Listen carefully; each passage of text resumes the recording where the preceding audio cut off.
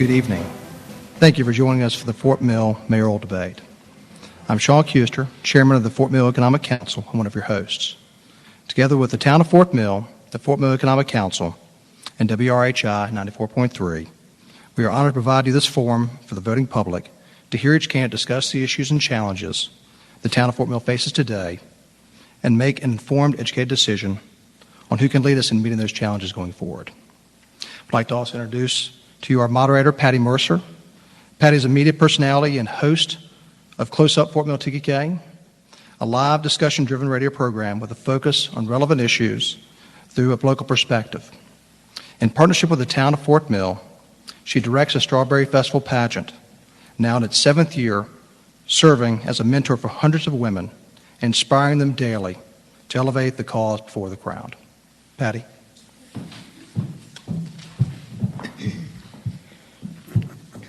Welcome to tonight's debate. We'd like to begin with giving each candidate an opportunity to introduce yourself, starting with you, Tom Adams. Okay, I am Tom Adams. I've been a member of the Fort Mill Town Council for 8 years now. I'm concluding my 8th year. Have lived in Fort Mill for many years. My late wife and I moved here in 1981. My kids are all products of the Fort Mill school system. I'm a longtime member of the First Baptist Church just across the parking lot here. And I am running for mayor of Fort Mill. And I am doing it because I feel like we are in a dramatic period of growth in Fort Mill. Everybody knows that. It's very obvious. When I got on council 8 years ago, I thought maybe I could stop it. Well, we can't stop it. We do not have the means to stop it, but we can manage it. And I am running for mayor in order to try to better manage the growth and continue managing the growth so we get high quality growth. And it doesn't get to the point where it's absolutely unmanageable. So over the last 8 years, and Gwen and I are close friends, we've been together for many years on the council and agreed on many, many issues. So there's not a lot of contrast between us. We are friends, and that will not change regardless of the outcome of this debate or the election. And so there's not a lot of contrast there. We're both seeking to lead the town. I feel like we need to continue the steady leadership we've had over the last 8 years, and I feel like I'm a good choice to do that. Thank you, Tom. Gwen Savage. Good evening. I'm Gwen Savage. I am a native of Fort Mill, about 3 generations deep. I grew up here, graduated from the Fort Mill School District, served on council 9 years total. I had a break in service from the time I moved out of a ward and then picked up the next open seat. So have found it to be rewarding and terrifying all at the same time. We've gone from being a very small town that everyone knew each other and everyone worked at the same place and everyone's children knew each other, to a pretty large community that is very diverse and very interesting and very eclectic. So I think along with Tom, he's right, we are good friends. We have served the town of Fort Mill with the humility that I think you would want of each of us. We see service as something that is an honor. We don't see it as something that's a power move, if you will. It is more about wanting to make our community the best that we can. I have Sarah, my daughter, her fiance Paul, my husband Russell, my mom is here. She graduated from Fort Mill High as well. So I'm deep in family and tradition here. I love my community. Growth is something that isn't going to be possible for us to stop. So I would very much like to look at the ways that we can embrace it and use it to make our experience here in Fort Mill more enjoyable. Thank you so much. Each candidate will be given a question with 1 minute to answer. Each candidate will have an opportunity to respond with a 30-second opportunity there. And if you choose to make a counter response, you are welcome to do so as well. Manning Kimmel is keeping time for us. Tony McMahon is here taping for Channel 19. And we appreciate both of you stepping up to lead. And we will begin with our first question, and that's going to you, Tom. You alluded to this a little, both of you did actually in your introduction, but I would like to know specifically, why do you want to be the mayor of Fort Mill, and how will you define success in the first 90 days? Well, I want to be the mayor because I think we need continuity in leadership. And I think we've had strong leadership over the past 8 years, and I think we need to continue that. Defining success is going to be dealing with the growth as it presents itself to us and managing it in effective ways. Part of the ways that we've done that are the zoning overlay district we put over the Fort Mill Southern Bypass to make sure that we have good quality buildings there and standards, appearance standards. So success, I guess, in Fort Mill as the growth continues, and again, no way to stop it, we need to manage that growth, make it attractive and appealing to people, both here and people that come to town. Guynn? I think that choosing to run for mayor was a very difficult decision. It may sound simple to most after serving for 9 years, but it was a difficult decision. I'm looking at it as an opportunity for leadership and to work to bring, as Tom says, continuity, but also change as well. I believe that we can do a better job communicating to our community. I believe that we can do a much better job managing our relationships with the entities that we must work with to make Fort Mill the best place that we can. And I do believe in process. I think that I come from a background that's very eclectic in communications as well as construction, and I believe that process is critical to ensuring that you can measure success. How do you measure success is to make sure that you know where you're headed. It's really hard to determine where you've gone if you didn't have an idea in the first place. So developing a vision, adding some process and some communications to the mix, and I believe very much that I'm ready to do that. Any reply, Tom? No. Okay, moving on. Next question. I'll begin with you, Guynn.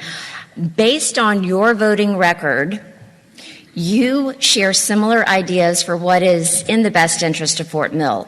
Guynn, you present an intuitive decision. You present yourself as an intuitive decision maker while Tom looks at the numbers. How would you describe your decision-making method? Intuitive is a very kind word to use. In my terms, it just has to make sense. And I believe that it has to be very simple.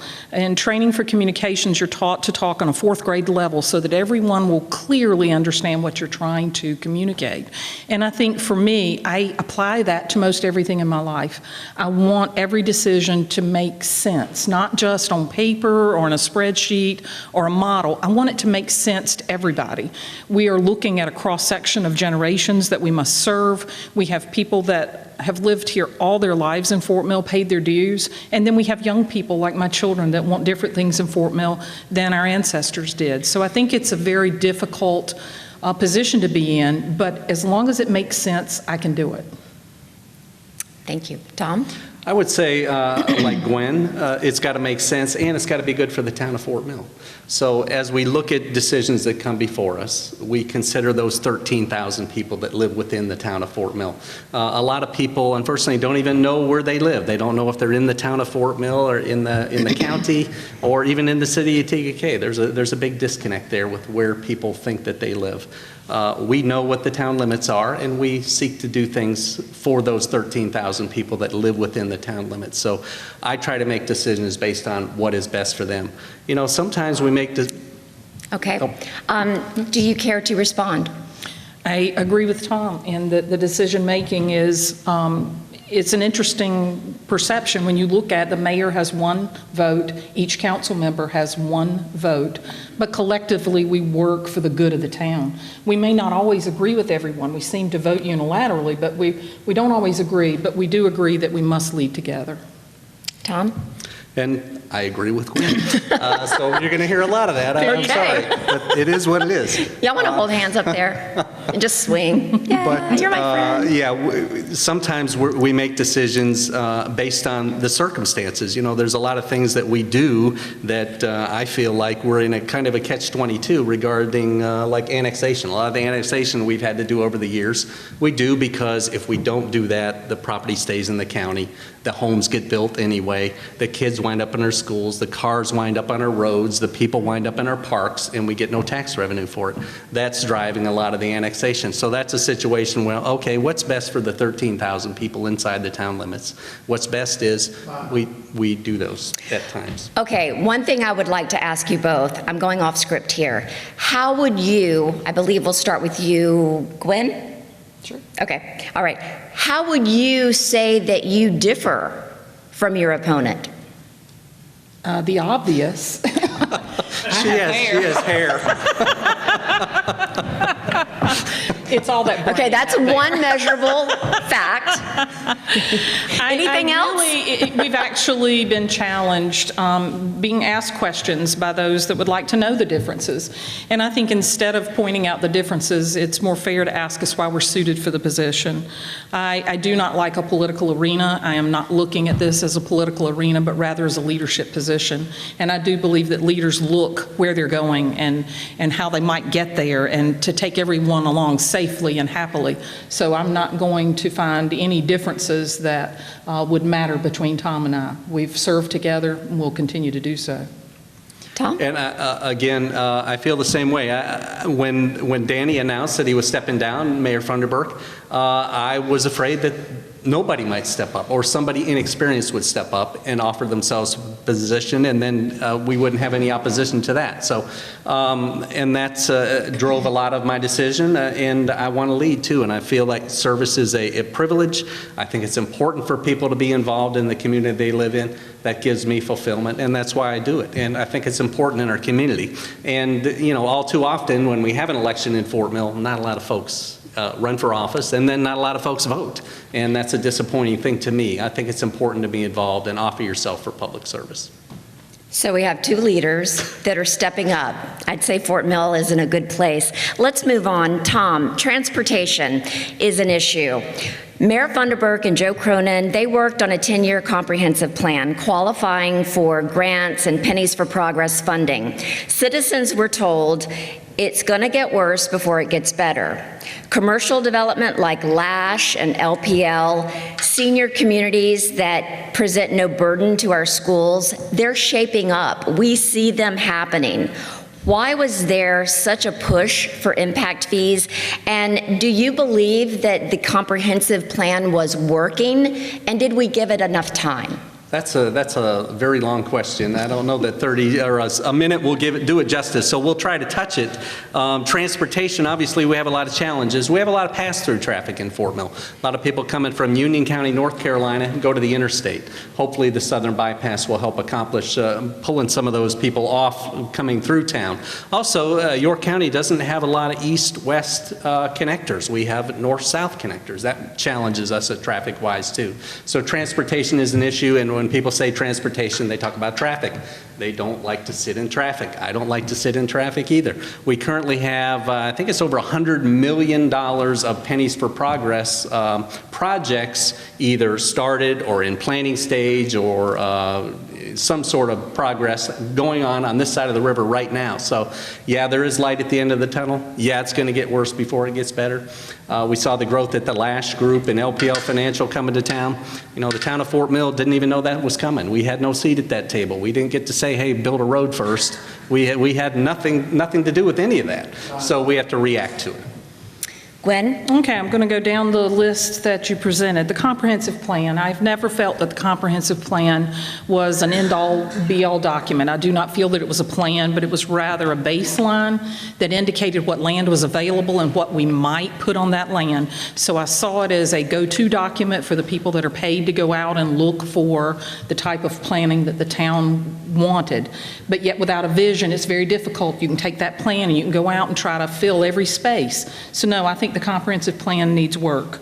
Impact fees. I was opposed to impact fees because broadly they appeal to the public as a panacea or something to be allowed to fix everything, and it's just not possible. I feel like it was a very large decision that could possibly impact groups like LASH and LPL that would bring jobs and tax dollars to Fort Mill and allow our folks to drive a block or take public transportation or ride a bike to work instead of going to Charlotte to work every day. So I don't see that as a major impact to transportation as much as I do a possible. I'll get your pennies for progress in the next answer. Okay. And I was in Response? favor of impact fees because I see it a way to provide funding to the town, to provide for fire protection and police protection without placing that burden on the 13,000 folks that already live here. And I think there's already evidence that the impact fees are not deterring commercial development. We just annexed I think it's like a 32-acre tract out Dobie Bridge Road in the Southern Bypass for a Harris Theater. So they're coming to town, and they continue to come. So I don't think that's an issue, but I think we do need that funding. Response? Sure. I think that the impact fees will have a long-term impact on businesses. I spoke with many business leaders, many folks that had money to spend, and it would be much simpler to locate in the county where there is land available and not pay the impact fee. And then we lose out as a community on the long-term 6% commercial tax. So this is one area that Tom and I do differ, but I respect his opinion, and I do believe that business is critical to balancing out the rooftops that we have in Fort Mill. I also think it's critical that the public understands the impact of the impact fee. Okay, moving on to the next question, and we're staying on that topic of impact fees. No. Guynn, in conjunction with impact fees by South Carolina law, there must be a capital needs assessment list provided to identify where collected impact fees would be applied. Do you believe the capital needs assessment list presented to Fort Mill is realistic, or is it more of a wish list, and why? I absolutely called it a wish list, and I stand by that. I think that it was unfortunate that we had not developed a capital capital plan or a capital list prior to this impact fee being on the table. It was very unfortunate because when you look at it, we're looking at 2030 out in far range planning, and we haven't settled what we're going to do in the next 5 years. So I do believe that while we need one on the table, that it is far reaching, very excessive in some areas. I would never want to stand in the way of safety, fire department, police department, and city workers of all types. We must take care of our own, and we must take good care of them. So I do believe that we have to do that, but I'm not certain that the impact fee is going to be the answer to all. Tom? Well, it's certainly not going to be the answer to all our financing needs, and the Capital Needs Project is a list that the state requires that you develop. So anything you do not put on that list, you can't use the impact fee money for. So that's why the list is so extensive, so that we could use that money for all those conceivable reasons or items that are on that list. Now, certainly, the level that we set the impact fees at is very reasonable. It's not going to generate enough money to do more than 2 or 3 things on that list, and that certainly won't pay for any one item on there in its entirety. So we'll still have to incur some debt to do that. I think, to me, that is money that we can capture from developers, commercial and residential, to remove that burden from the 13,000 folks that are paying taxes inside the town limits. And that's why I felt strongly to move forward with the impact fees. Obviously, Guynn and I disagree on that, and I respect her opinion. But again, I feel like there's already evidence that it's not having any negative effect. Any response? To point, yes, the Harris Teeter has selected to locate itself off Dobie Bridge Road, but it was announced several years back that they were thinking about it. So I do believe that there are opportunities that businesses will be able to overcome the impact fee for themselves. I think, unfortunately, it's the larger ones that may turn their head and go and site themselves into the county regions, and we lose out on the long term. I also think it's impossible to help anyone understand that we can never collect enough money. Look at the article today on Pennies for Progress. We can never collect enough money to fix a transportation problem. That money that we're getting from the fees, if we didn't get it from those impact fees, it would come from those 13,000 people that live within our town limits. Now that impact fees are passed, we've framed up the capital needs assessment. Are you concerned? And I say this because it's confusing. There was a lot of discussion about impact fees, and then when it passed, there was a 100% discount given to transportation and 50% discount given in other categories. Are you concerned that developers may view Fort Mill as difficult to work with? Starting with you, Tom. No, I certainly don't. Otherwise, they wouldn't continue to be coming. And every developer I've ever talked to, both during the impact fee discussion, before it, and since, has given kudos to Fort Mill and the way that they handle developers and deal with folks. Some of our planning folks were honored at the hotel that opened recently in Fort Mill, because they were so easy to work with. So I don't think developers are going to shy away from Fort Mill. I don't think the fees being set at the level they are, which are very reasonable, we could have set them much, much higher. I think at the level they're at, they're very reasonable. They're going to help offset some of the costs we need. We need a police station. We need a fire department. They're going to help offset that cost without those tax money, that money coming from those 13,000 people that live within our town limits. Gwen? Sure. I think that the folks that were recognized were our code enforcement folks, and they have always had an opportunity to be there when people needed them. But I do believe that the costs of the impact fees will not offset and resolve the problems as it is expected to be. I also think that many of the developers and the business people that I spoke with did find it difficult to look at the exchange that Fort Mill was proposing for the impact fees. Our fees that we were charging people to come here to do business were much higher than other communities already. So we were looking at, as a compromise, that we would lower some of those fees. I find that to be taking change out of one pocket and putting it into the other. For me, it doesn't make sense. We need to look at which people, which entities do we want to bring to Fort Mill? What identity do we want to have? And we go after that. We make a determination on how to get it and go after it. Counter? And again, those dollars that we're capturing through the fees would be paid by the taxpayers if we didn't capture that money through the fees. So the people that live within the town limits would have to pay that money if we didn't capture it up front from these developers, both residential and commercial. Moving on. Gwen, Fort Mill has a limited amount of land to offer large commercial developers. How will you protect that land from being gobbled up by residential developers?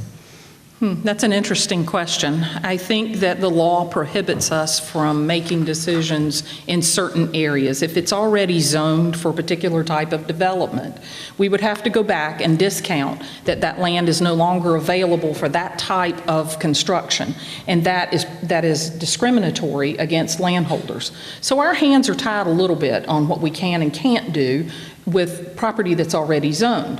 However, I have very carefully voted against, over the last year, changing zoning from highway commercial to high-density residential. I think that is one avenue for us to take to slow down some of the residential growth. We do have avenues other than impact fees. On the taxation that would drum up the monies, I think the predecessor for Mr. Funderburg, I think we've gone many, many years without a tax increase in Fort Mill. And I think that that's sad, because we've led everyone to believe that we can continue to provide the same level of service for the same money that we were collecting 15, 20 years ago, and that's not true. Your response, Tom? Well, I think that developers will continue to come to Fort Mill because it's an attractive place to be. As far as residential development, you know, I guess you could say that we could, when we're presented with these annexation opportunities, and a lot of that residential growth happens outside the town limits, they come to us and say, hey, we want to come in the town limits. The benefit to them is they get access to our water and sewer. Well, we could stop that annexation and say, okay, no, you can't come in the town limits, and then they have to deal with well and septic. So that would limit the growth by stopping that. But there's no way to effectively, as a town council, say, no, you can't use that property that you own. We're not in a situation where the government can reach out and say, you can't do that with your land. There are private property rights, there are development rights by right of land ownership that we can't violate, or we could be sued. So in some cases, like Gwen says, our hands are just tied in situations like that. But we definitely have used creative ways to encourage different forms of development. Yeah, Any and I think response? it's important to note for all of my friends and constituents that I saw a time where much of the land in Fort Mill was held by a handful of families, and they loved their land, and they were satisfied keeping it just as it was. But as we have passed generationally, many of those folks either needed or wanted the money that they could obtain from the land. And I will tell you, if my dad had passed and left me 100 acres and somebody offered me a couple of $1 million, I love my community, but I would really have to think long and hard about saying no. So I think we do have to look at, what each individual decision presents. Tom? And again, as Gwen said, the generational changeover that's taking place right now has freed up a lot of this land so that older folks are passing away, and then people my age inherit the land, and they don't have that same love for the land. Maybe they love the land, but not the type of love for the land that the older generation had, and they're willing to sell it. And also, like Gwen, if somebody offered me a whole bunch of money for land, it'd be hard to turn down when you get to be a certain age. So we have a lot of that going on, but we use creative ways to ensure we have different types of development. Okay, next question, Tom Adams. And this ties in with what we're talking about. The annexation of Springs property under development now as North Kingsley brought LPL Financial and Lash Group to Fort Mill. Was this decision to annex a proactive tax advantage or reactive, having passed on the opportunity to annex Baxter during its inception? Well, the Baxter decision happened way before my time, so I didn't have anything to do with that. The annexation of the Springs property happened when I was new on council, I think in 2007. We annexed pretty much all the Spring property. They came to the town of Fort Mill and said, we want to be in the town limits. We want you to annex all our property, including the Greenway. I think for me at the time, the biggest inducement to agreeing to that annexation was the fact that we're bringing all of the Greenway into the town of Fort Mill, 2,200 acre park that'll forever be a park. And that's the greatest asset that Fort Mill has, without a doubt. The rest of the property, they want to develop, and they're developing it with an eye towards using the proceeds of that development to make sure that the Greenway exists forever. And they're building an endowment to do that. And that's a very admirable thing to do. And we want the Greenway to be here forever. We want it to be self-sustainable. It's the heart of Fort Mill, the most important thing we have here, and that's why we brought it in, because the Greenway came in with it. Gwen Savage? I challenge you to name one community that would have turned down Lash and LP&L. I think there's a lot of peripheral benefits that come with having larger businesses that select to site themselves in your community. Each one is able to go to the state with considerable power that sometimes a municipality lacks and say, we need help with transportation, we need frontage roads, we need turning lanes. And the state is all very happy to try to participate with that. So I think we have to be very careful to not note that the big bad business guys are always the ones that are making out like a bandit. They bring a great deal to our community. They bring jobs. They bring influence with the state and with other funding sources that we need. So I think that the location of Kingsley is an interesting one because that intersection is very highly trafficked already. But I do believe that the two entities are looking to find ways to assist and make that as simple as possible. So I think we have to look at them as a benefit. Your response, It Tom? certainly is a benefit, and obviously I was in favor of that, as was Gwen. And again, when that type of project comes to your town, that's not something you thumb your nose at. As you know, a year ago I ran for United States Congress. I traveled 14,000 miles in 11 county area. I saw lots of communities in South Carolina that are dying, and they're dying because they don't have the proximity to Charlotte that we enjoy. And so there are towns that they have a textile mill, but it's there and it's empty and the windows are broken out and the roof is caved in. Well, we have a beautiful park where our mill used to be. Any response, Gwen Savage? Sure. I think that Fort Mill offers proximity to an airport, interstate highways, but when I'm speaking with folks about moving to this region, the school district is number one. And I think when you look at the school district, it epitomizes what our small town culture brought. We all knew each other. We all worked together and championed that we did the best for the future. And I think that that is something that we all need to not just enjoy, but to provide as much support for as we can. Okay, a question that I hear a lot, and I would just like to know what you think of this. It's regarding the hospital, the Fort Mill Hospital. From your perspective, people ask me all the time, from your perspective, could Fort Mill have played a more vital role in the process of choosing a hospital and perhaps saved us from this 10-year costly ordeal? Is there anything that we could have done? Tom? Gosh, I don't know. Again, that happened before my time on council. Certainly I read about it in the newspaper, and I think those fellows that played a role in or tried to influence the decision that were on the county council found themselves without a job as a result of trying to influence the decision. You know, it is a state law that a certificate of need needs to be obtained. That's something that's up to the state. You know, certainly I have my preference. And I think everybody in town does. But again, the state has to decide that. So as to whether we should have played a bigger role, I don't think we should have, because it's not our decision. It's a decision the state needs to make. And if people want to influence that decision, they need to talk to their state legislatures and the governor's office. They are in control of the law that indicates that we need a certificate of need. Bingo, we've hit a difference.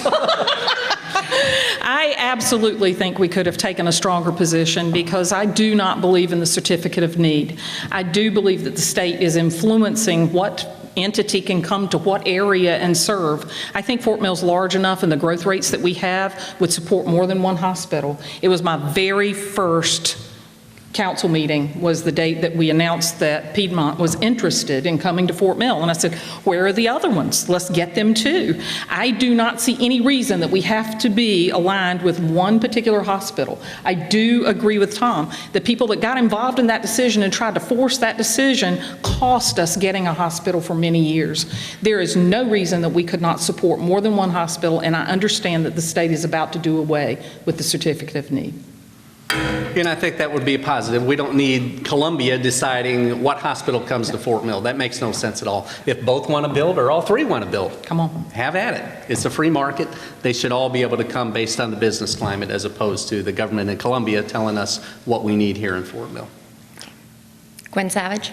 I absolutely believe in home rule. I believe that each community knows best what its community needs. And I do believe that we have considerable influence in this town that we've not tapped.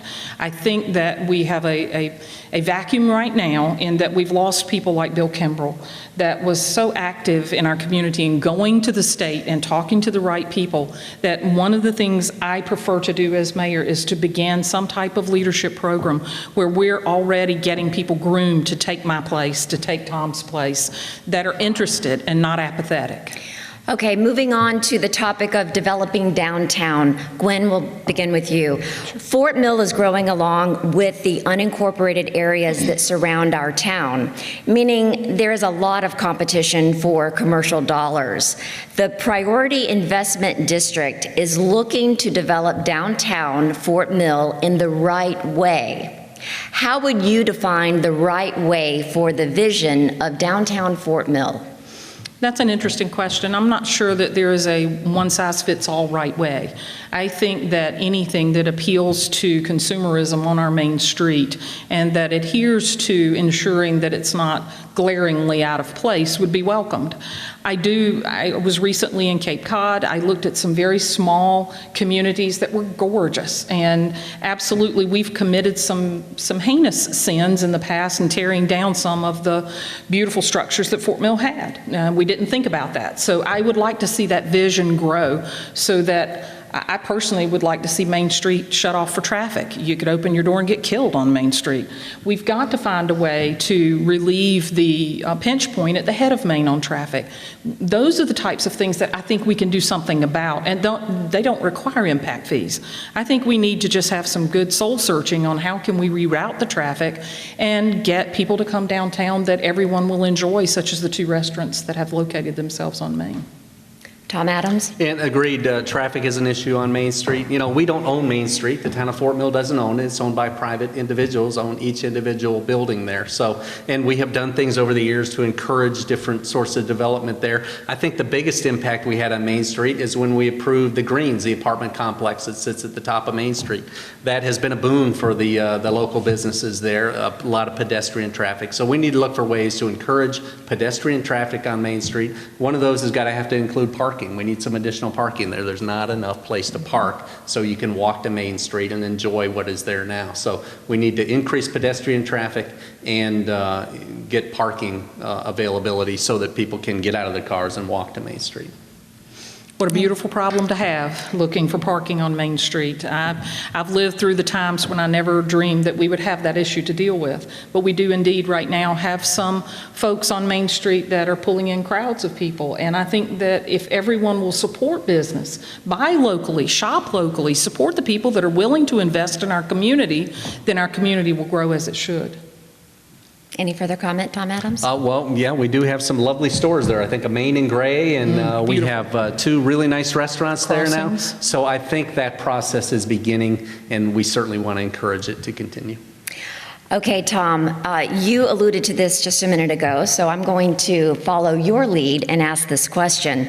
As the Priority Investment District focuses on new growth guidelines for incoming business, there are several vacant buildings on Main Street.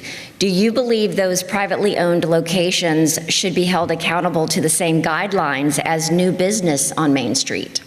Well, all buildings on Main Street are subject to our building codes.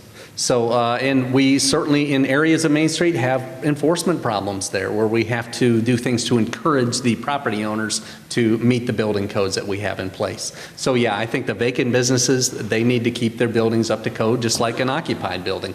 And again, we don't own those buildings. We have some influence through ordinance over the owners of the buildings so that we can encourage them to do the right thing and keep the buildings in good repair. But again, we don't own them and not in a position to buy them or sell them. So, and when those things happen, and if we can help facilitate a sale, if we can do something to give some sort of tax credit for the sale of a building, we certainly would be open to anything like that.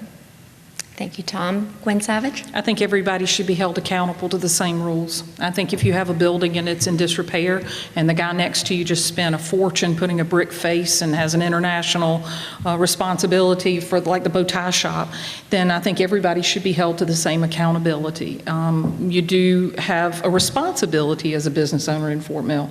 You're making an investment and you want to draw business, so it doesn't make business sense to have anything less than that. I'm very happy to see some participation in the last couple of years that we haven't had in the past in bringing more business and updating Main Street, Main on Gray, Crossings. We've added some very nice destinations for people to shop. I enjoy that and I look forward to seeing more of that. Response from you, Tom Agreed. I Adams? think good things are happening and we're going to do whatever we need to do to encourage that to continue. Okay. And we sort of began the topic of this as well, but we'll continue. The development of Fort Mill's downtown is gaining steady momentum with new restaurants, boutiques, Katie Baby, the Fort Mill History Museum. We're doing a lot of things right. Parking is already limited. How can Fort Mill keep up? What do you suggest, Guynn?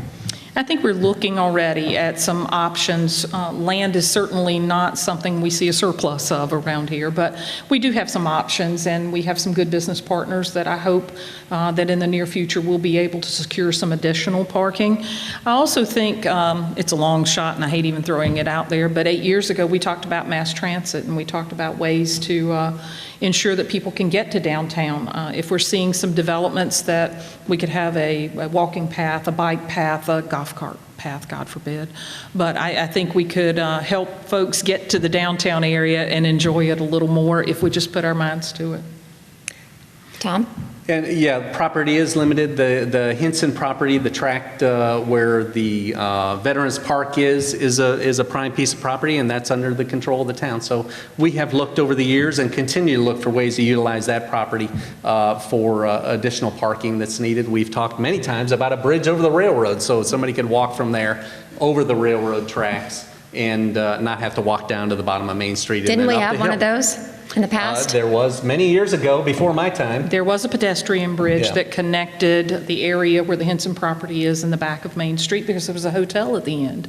So I think right now, the railroad is one of the harder entities, slightly harder than the Department of Transportation to deal with and get agreement on. They always want to take away the other access down here close to where the white plant was, and we're just not willing to give that up. So we're going to remain firm and work hard to try to find some reasonable resolution. Tom, would you support a parking deck? I don't know that we need a parking deck, and I don't think that kind of structure would be appropriate for the downtown of Fort Mill. I guess it would depend on the need, whether we really need a parking deck, and what it would look like. Appearance to me would be the key there. Guynn? Oh, I think we missed the boat a long time ago on a parking deck, because if you look aerially at the downtown area that I grew up in and some of my cohorts did, if you look aerially, we're full of parking lots right now. If we had gotten maybe the churches to go together and build a parking deck where the Baptist church parking lot is, I see nothing sinister about a parking deck if it helps environmentally and it helps keep the congestion down. So I think that if it's available to us in some way, that we should participate in. Okay. Tom, let's begin with you on the next question. Rock Hill is developing Knowledge Park with a proposed streetcar. Charlotte has the Lynx light rail system.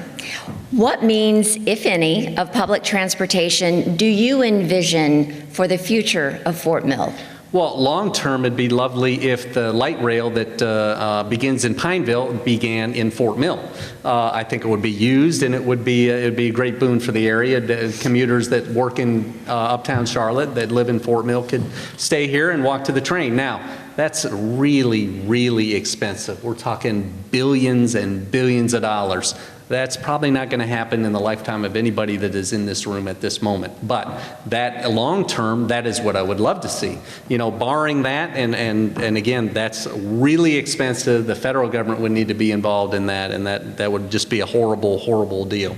But barring that, I think we need to continue to look for ways for connectivity from York County to Charlotte through bus service, commuter bus service and things like that, and ride sharing and things along those lines.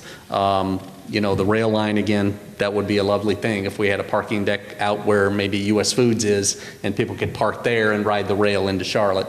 But that's way long-term and hugely expensive. Guynn Savage? I would love for us to work through the details of trying to find some way to connect to that type of transportation. We're in a non-attainment area for air quality because of the number of cars that leave this region and travel to Charlotte every day, every single day. And if you might not think that bothers you, it does. Asthma and all sorts of inhaled reasons. We aren't able to get businesses and industries because of that as well. So I think that, yes, we should take a look. 9 years ago, they came and presented to the Fort Mill Town Council the starting of the rail line and said we had to go to buses, and there were some territorial disputes on who was going to have the buses and where would they pick them up and where would they drop them off. We have to get over that, and we have to find ways to get our folks to the job and get them back home to where it has the least impact, the smallest footprint change on our community that it does. Tom Adams, a response? Yeah, again, buses are an attractive and more attainable solution, I think, right now than rail, and whether that entails putting special bus lanes on I-77 or something like that. But again, that's those things are hugely expensive, but we certainly would be open to any sort of opportunity to get connectivity through York County, northern York County here, and Charlotte to keep people out of their cars, as Guynn said.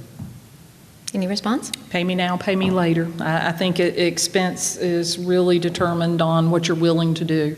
And I do think Tom is right. It is horribly expensive to try and get the light rail line. But we used to have a passenger train that came through Fort Mill. So I think we just haven't really put enough effort into it. What is preventing the bus system from servicing our area? Well, I think there are buses. I believe there's a commuter bus that Katz in Charlotte has that leaves Baxter every morning. Mm-hmm. You know, we could certainly encourage more of that. And number one, you have to have parking here for people to park their cars once they go to the bus. So we do have that. I think ridership is probably one of the issues that they look at. Mm-hmm. Guynn, what do you think about Uber? Is it a good idea for South Carolina? I can't even spell it. I'm not sure. I think certainly all ideas are valid ideas until proven wrong, but I am more inclined to look towards the bus routes. I know there were buses that picked up at Carowinds for a period of time. I had teammates at Duke Power Downtown that enjoyed drinking their coffee and reading the newspaper on the way into work. I think it's simply in communicating and marketing the opportunity, and how we get that information out to folks matters a lot, because everybody thought if they rode the bus they couldn't get back home if they had an emergency or sick kid.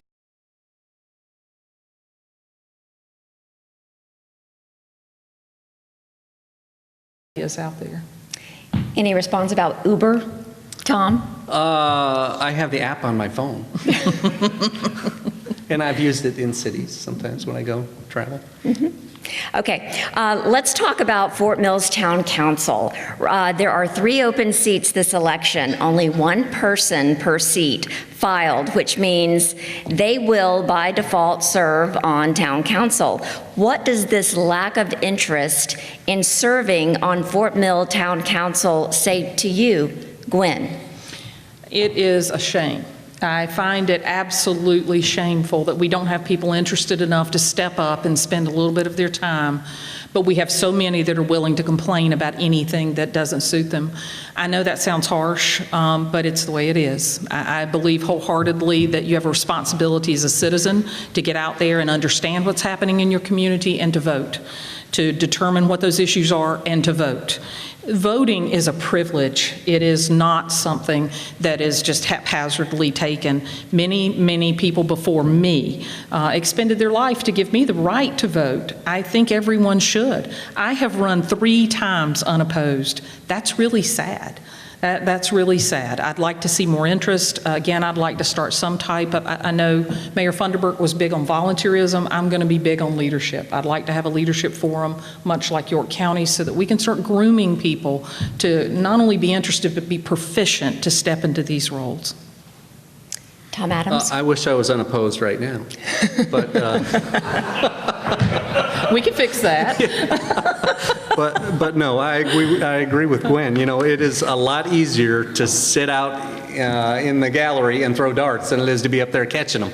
And I know because I've done it both ways. I got involved because I was upset about an issue many years ago. And so it's really easy to sit there and say, you're doing it wrong, than it is to get up there and try to do it right. So I think there's a basic amount of fear people have of being on that side and actually doing things. And I guess I don't know what drives that. I have a heart for service, as do everybody else on council, and we're not doing it for the money, I can promise you that, or the fame and fortune or anything like that. We do it because we want to serve and we think it's important, and I wish there were more people. You know, obviously there's a lot of time pressures on people, and so there's that aspect of it, but it is important to be involved in your community. If you don't do anything else, please just go out and vote. That's important too. Any reply? I can't do anything more but reiterate, you can't complain if you don't vote. And I think if you absolutely should not complain if you don't vote. Get out and exercise your right to choose your leaders. Do that. Okay. Backing up, I want to follow up with one question, and you're going to love it. It's impact fees. After David Hudspeth left as town manager of Fort Mill, there was an extensive search for the right candidate to take his job. A decision was made, and surprisingly, the candidate did not accept the job. And then Dennis Pieper was hired. The murmuring is that he is the person that has been really pushing the impact fees. Tom, what do you have to say about that? I would disagree with that. He certainly has been in favor of them, but obviously a majority council was in favor of it too. And we've been talking about it for a long, long time. And when we came to the decision, Dennis was in favor of it. Obviously he works for the town and he wants the town to have the financing necessary to do it. So, and he can't drive it certainly without the support of the town council. And he had the support of 4 members, and that's how it passed. And again, I just think it makes sense to get that money and retain it from developers so we don't have to get it from the taxpayers. As long as the developers come. And I think there's already evidence that they will. Harris and Teeter. are. Yes. Okay. Guynn Savage? I think it's very interesting that when the impact fees came before council the first time, we were all in opposition to them because it would have included impact fees for the schools and the churches. We had no intentions of doing that, and every council member nodded and said, no, that's not what we want. We need further research. We need further study. So as we moved along that continuum to look at what could impact fees provide for us, it was very interesting that our planning grew. I do not believe that Dennis has singularly pushed the impact fees, but I do believe that he holds near and dear a sense of responsibility to choose the things that will help us guide the town. And I do believe that our planner, Joe Cronin, does the same. Just because I disagree with the option that they've chosen doesn't mean that they had any other reason than the good of the town at heart in proposing that those impact fees be a solution. I just don't believe they're the right one. And we rely on that professional staff for advice, and that's why we have them there. And they get paid to do that. That's their full-time job. We obviously do this on a part-time basis, so we rely on them for their advice and their expertise, but we don't always do what they want us to do. We make the decision. And they have to live with the decision that we make. And it's not always what they are in favor of, it's always what we're in favor of. So I don't think they exercise on this issue or any other issue any undue influence over us. Certainly they express their views, but I don't think any member of council necessarily bows to their view. Okay. And I do think that it's important to note that they operate at our will. It is up to us, and it is our responsibility to set that tone, to give that direction, to set that lead. And I do believe that we have a little ways to go on developing a vision that we uniformly believe in on the town council. It is a hard task to take a town that had a reputation, that had an identity, and that lost that through no indication of our own. We didn't make that happen, but to reinstitute it and make it something that makes everyone happy. We're not going to make everybody happy. Okay, the office of mayor is a part-time job with full-time hours. How visible will you be in the community above and beyond the minimal requirements to get the job done? Guynn? That's a real interesting question for me.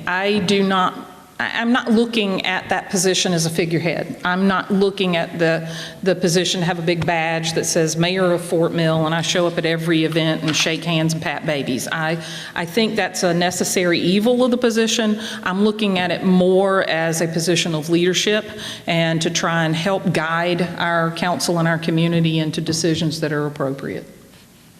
And obviously there are ceremonial roles to the position, and I certainly will be available to every single one of those that I can, but more importantly is the role of helping to set the agenda and leading the town council meetings. That's the heart of the role. Obviously it's a part-time job. It doesn't really require full-time hours, but it does require a lot of time, probably a little bit more than either one of us is putting in right now to our council responsibilities, although sometimes that's a very time-consuming job, and you don't ever want to figure out what you're making per hour, especially on some of those months where we're doing a lot of work. Yeah, it's a lot of ceremony involved, and in some ways being on council is during a council meeting is in a more powerful position to be because the mayor doesn't make motions for action. Only a council member can do that. So in some ways you have more authority during a council meeting, more power to do something than the mayor does, just by virtue of the rules of order. Any comment? I think that's a really interesting perspective. I do think as mayor you have a responsibility as the spokesperson for the community on many occasions. I personally would like to make certain that anything as mayor that I learned or that I was exposed to that I would share with my council and allow them the right to vote and make those decisions as they should. There's no reason for one person to make a decision in a vacuum when you have 6 other teammates that are quite capable and will add value to your thinking. Any follow-up there, Tom? No, I don't think so. Okay. All right. You both have experience and respect for your service. Thank you for all that you've done. But I would like to know, what is your most meaningful contribution to Fort Mill during your tenure on council? Who would like to begin? I can. Okay. Obviously, we talked a little while ago about the annexation of the Springs property in the Greenway. The Greenway is the most important, most impactful thing that's in this town. And so I feel like that's a huge contribution that has been accomplished over the last 8 years, and that's just a really, really great benefit for the town. I think the other thing that we did that's not so shiny and pretty to look at is negotiating a long-term water contract with the city of Rock Hill. And they essentially came to us and said, we're going to double your water rates on this side of the river. We own a pipe beside the Catawba River Bridge that brings water over. They came to us and said, we're doubling your water rate.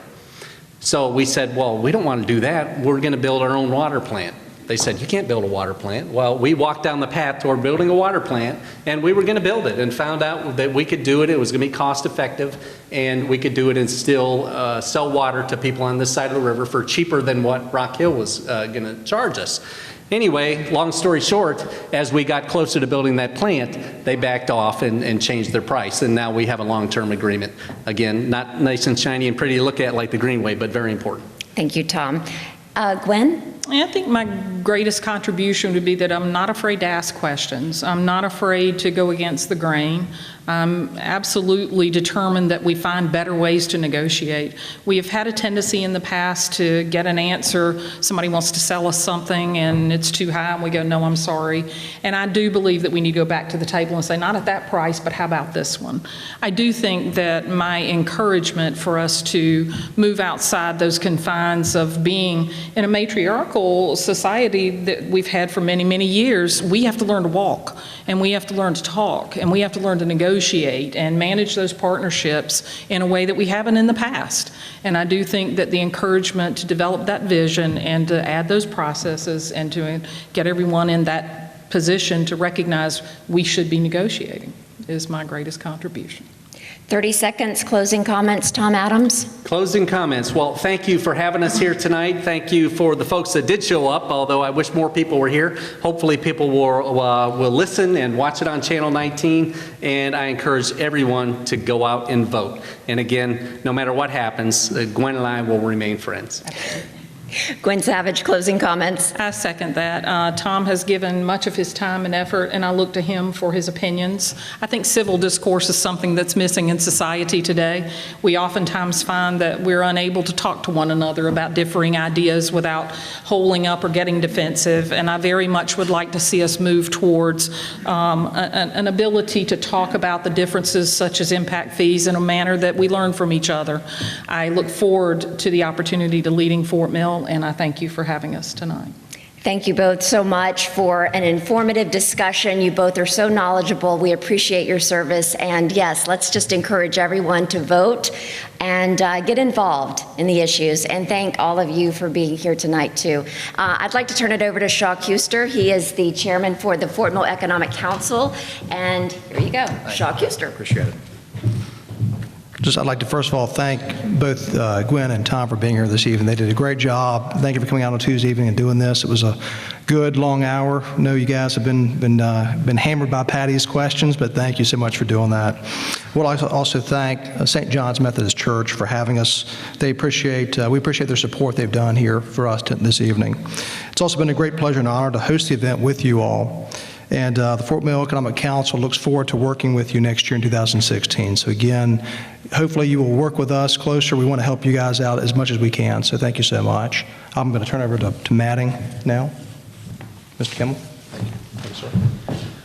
Well, if this isn't a shining example of what American politics should be all about, I don't know what is. And I think it's very interesting that this is being held tonight, roughly 30 minutes prior to a national debate. And the difference is when you don't have political labels and you have people who just care about the community and can have a civil discourse, this is what you get. 30 minutes from now, it's going to be a much different picture because people have labels. And when you have labels, you are doing things, I think, for the wrong reason. And it's refreshing to see American politics work like it's supposed to work. Standing up here on a stump like they did in the old days, telling people why they're running, what their values are, what they want to see have done, and it's just the way the system should work. So I applaud both you, Guynn and Tom, for offering yourself to be candidates for the mayor of Fort Mill. It is not an easy job. It certainly doesn't pay a whole lot of money, and it takes an awful lot of time. And no matter what you do, you're probably going to get a lot of criticism for it. But that's the nature of the beast, and if we didn't have the political system that we have now, where would we be? I thank you all for coming out here this evening. I thank our radio audience for being there to listen to this. We'll see if we can find a way to rebroadcast it sometime prior to the actual election. Thank you, and good night. This is WRHI in Rock Hill. Good job. Thank you.